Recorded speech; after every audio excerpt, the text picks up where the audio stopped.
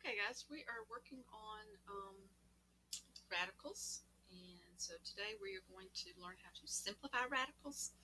Now, this is 10-3 for our Math 100 group, and I want to just talk about how to simplify a radical when we don't want to use a calculator. We don't want a decimal. We want to put this in lowest terms. You must show your work on this.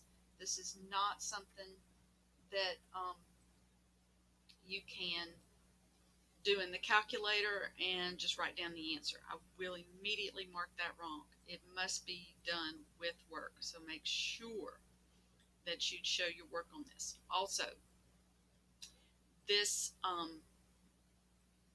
this skill that we are about to learn is crucial for this whole chapter. This is the number one thing you have got to learn for this whole chapter. So please make sure you understand how important it is to learn this skill.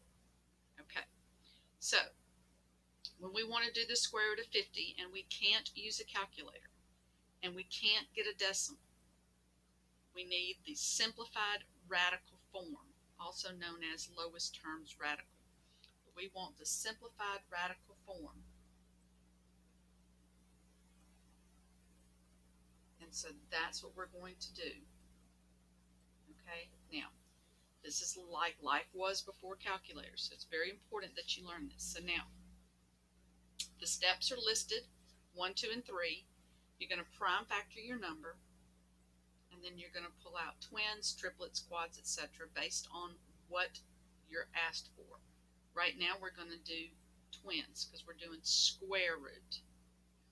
Okay, because all the 3 examples I have here are square roots. And then we'll put it back together.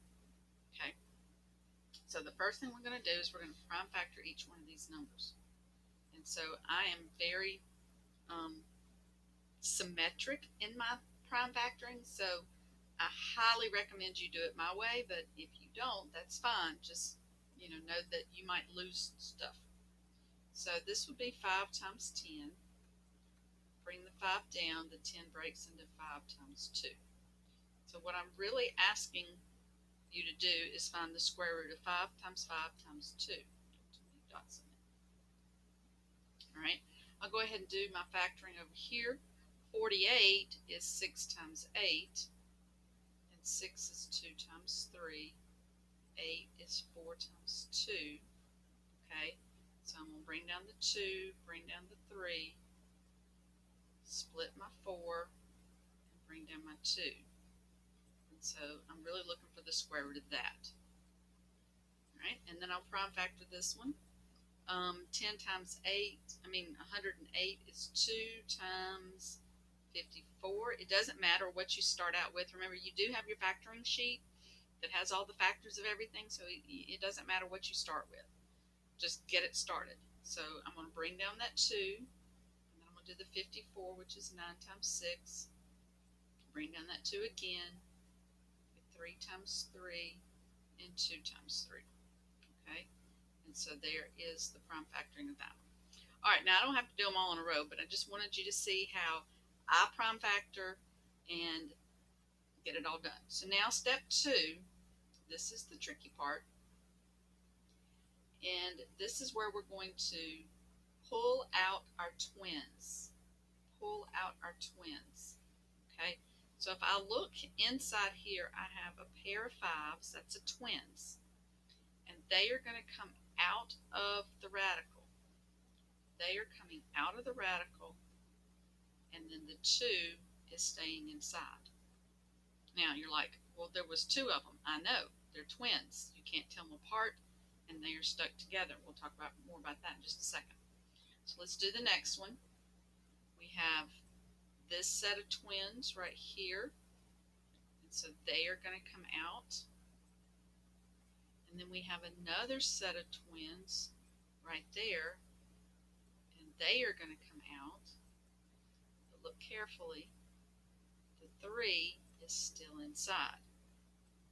Okay, and so that's going to give me 4,